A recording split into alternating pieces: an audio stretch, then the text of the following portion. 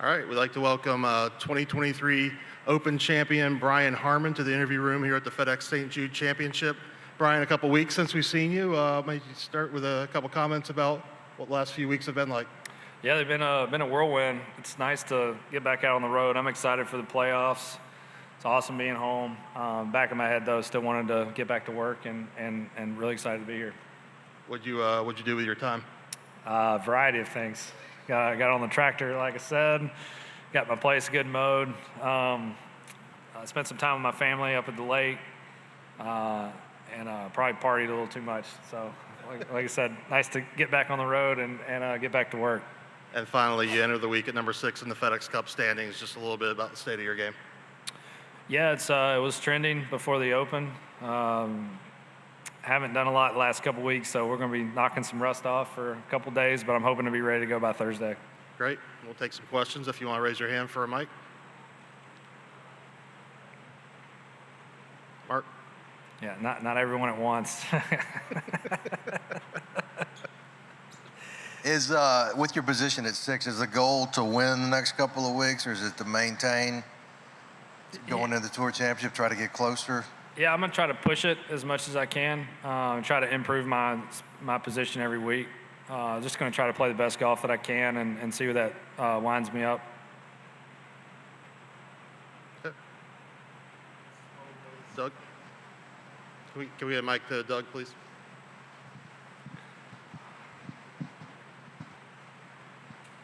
Why are you laughing? I was just thinking about a funny comedian bit where he's like, "Say it with your chest." Like, speak up. What did you, as we look forward to next year, we've all known that 70 was the number down from 125, so you knew what you were up against. But does that seem like the right number to you? And secondly, for the big events next year, there's going to be 4 exemptions. Does that seem like a good number? Too high, too low? What are your thoughts on that? And I'll hang up and listen. It's hard to know. I'm certainly curious as to how it's going to play out. Obviously, 70 is a hard number. Our tour is very deep. There's a lot of parity. There's a lot of talent. And there's been several years where I wouldn't have been inside the top 70.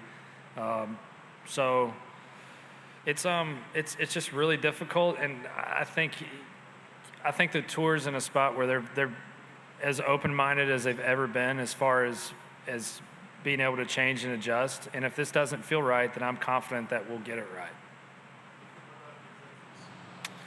4 exemptions, I think you have to keep the sponsors happy. I think, exemptions into tournaments are a part of the game.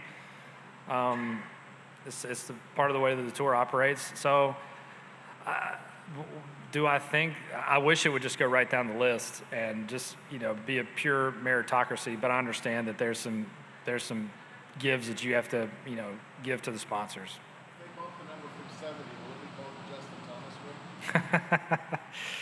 Well, I was very proud of the way Justin stuck it out, and you could just see the emotion on his face. He wanted to be here very badly, and that just shows his character in the game.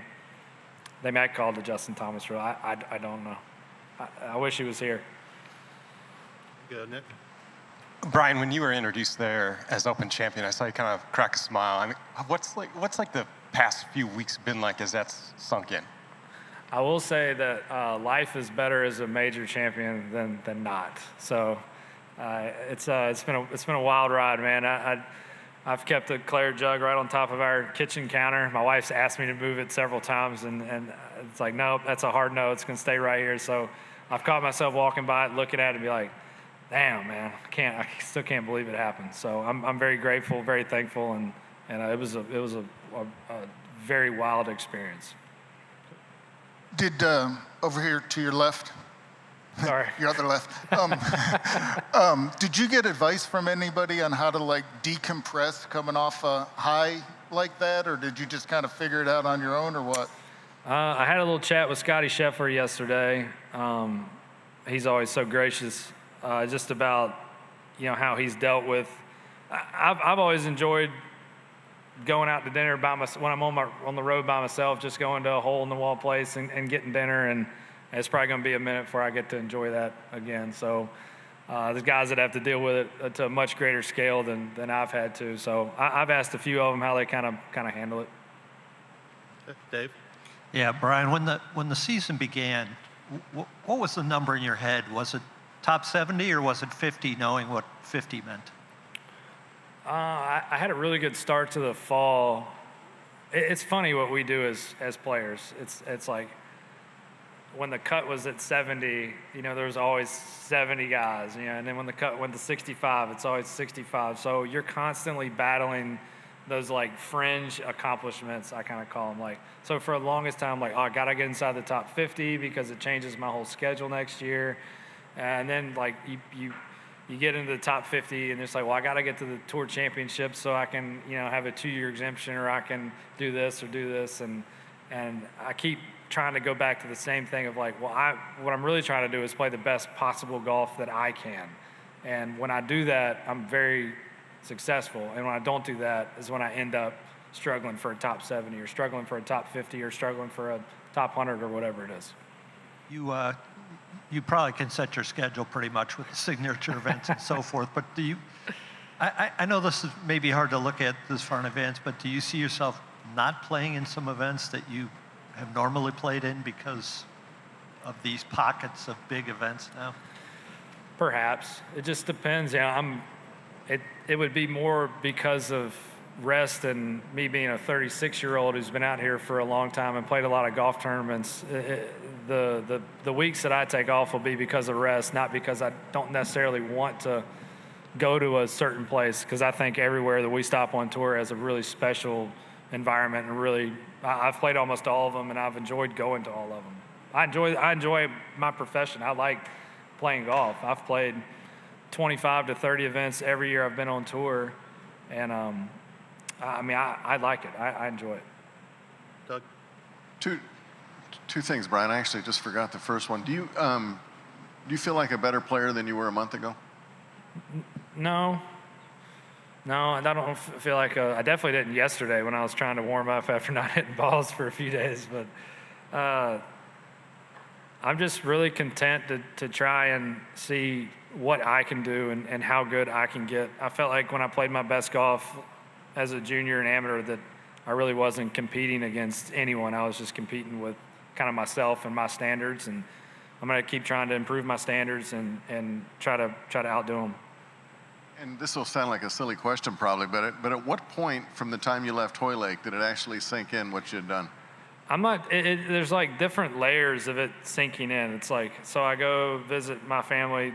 We rented a lake house, and after a few days I started feeling kind of normal. And then I go home and I have this, just overwhelming support, and they greet me at the airport. And so it's like, well, then it takes a few days for that to sink in. And then yesterday I come out here to hit balls, and I'm seeing all, my fellow players, and it's the first time I'd seen them, and everyone's, congratulate me. So it'll be another few days to try to let all that sink in. What's been to you the most memorable moment you've had with that little trophy? I think I've had several. I mean, we had a moment. My agent and I, Jeremy Elliott, he's been very instrumental to my success, and we had a moment together. We got done partying Sunday night, and we were getting picked up at 3 a.m. for our flight, and it's 1:30, and I'm like, do we go to bed? He goes, no, we're not going to bed. Are you crazy? So it's just him and I in the jug, sipping a cold beer at 1:30 in the morning, just like, man, look how cool is this? And then flying home and having so many buddies and friends and people there to greet me when I got back, just that kind of stuff, just it means a lot. Has anyone ever greeted you at the airport before? You mentioned that yesterday. I mean, other than like my mom with some balloons coming home from some junior tournament, no. Well, yeah, my wife and kids, they greet me all the time. What happened yesterday? Say what? What happened yesterday? Yesterday? Yeah. Wasn't there someone at the airport? Oh, yeah. It's autograph guys at the airport yesterday. How do they know? Who you were or that you were there? That I was there. I mean, we flew up. I flew with Harris English's family. He came over from Greensboro, and I flew up from St. Simons. And yeah, it's a new experience. People kind of recognizing me. Mark? Did you ever hear from Kirby Smart? Yes, I heard from Kirby. He's a hell of a guy, like Kirby. Like, I've always admired successful people that are able to maintain and just keep attacking their success with like just total vigor. So it's always nice to hear from Kirby. All good. Any other questions for Brian? Doug? I think I'm all set. You got anything you want to add? Anything I want to add? I didn't know you were a Bruin. I think Yeah. we'll go back to Nick. Brian, given everything that's happened over the past 2 months, do you think that Jay Monahan should keep his job? I think Jay is a very qualified, a very qualified leader for our organizations. Without Jay Monahan, I don't know if we make it through COVID. His leadership and his bravery through that. I mean, we were the only sport operating, and I can remember we were on the range and in Connecticut, and it's peak COVID, and there was guys that were, going down left and right. Like, this guy's positive. The world was scared. We were all scared. And we hear Jay's flying up, and I was like, well, that's it. We tried. He's going to shut it down. And he gets up there in front of everybody and plows ahead. And he caught heat for that. He's like, no, this is the way forward. We have to stay operating or we're going to be toast. And he was right. So I think Jay deserves a pretty long leash. If you could make a request or make a change right now, what would that be? In what regard? To the tour or to golf? To the tour, like to the structure of the tour, going forward with the proposed deal. I'd like for us to have access to cold plunges in the locker room. That'd be the change I'd like. Was that based off of what happened at the Open Championship? You took advantage of that there, didn't you? Yeah, they did a really nice job providing some more therapy stuff. So that would be what I would like going forward. Okay, we'll wrap it up with Doug. With the meeting today with Jay, what one question would you have for him, or what one detail would you like to know? Yeah, I think an important question is I believe that Jay had ultimate authority at all times as far as negotiating and stuff like that, and he knew that his reputation was going to take a major hit if they went forward. And so my question would just be, why didn't he stop it? Knowing that his reputation was going to take a hit. Why did he let it continue? Okay. And in my mind, I think he believed that it was the best thing going forward, and that's why he did it. Okay. Brian, thanks so much for your time. Best Thank you. of luck this week. Appreciate it.